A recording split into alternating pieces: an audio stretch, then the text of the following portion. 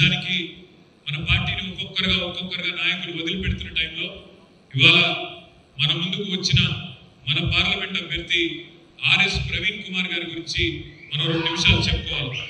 ఎందుకంటే ఒకవైపు నాయకులేమో మనం ప్రతిపక్షంలోకి రాగానే వదిలిపెట్టిపోతూ ఉంటే ఇవాళ ఆర్ఎస్ ప్రవీణ్ కుమార్ గారిని కాంగ్రెస్ పార్టీ కూడా ఆహ్వానించింది. రమ్మన్నది, మీరు రండి, మీకు ప్లానింగ్ బోర్డు వైస్ చైర్మన్ పదవి ఇస్తాము. ఇదివరకు నిరంజన్ రెడ్డి గారు పదవి చేసినారు 2014 నుంచి 19 దాకా. ఆ పదవి మీకు ఇస్తాము, క్యాబినెట్ ర్యాంక్ ఇస్తాము, మీరు పార్టీలోకి రండి అని అడిగినారు. ఆయన వద్దన్నాడు, నేను రానని చెప్పినాడు.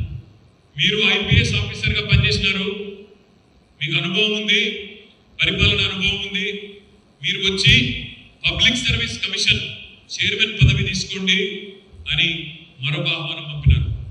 నాకు వద్దు, నాకు అధికార లాలస కానీ లాలుచి కానీ లేదు, దాన్ని కూడా వద్దన్నాడు.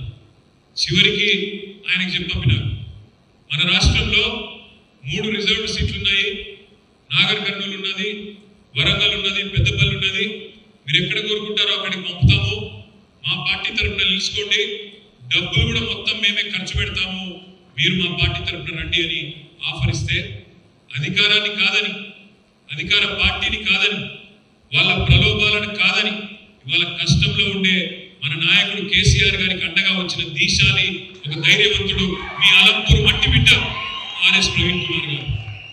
నేను తప్పకుండా చెప్తా ఉన్నా ఈ మాట. ఆనాడు ఒక ఉన్నతాధికారిగా ఏనాడు మత్సలేని జీవితం, అవినీతి ఆరోపణలు ఎదుర్కోలేం.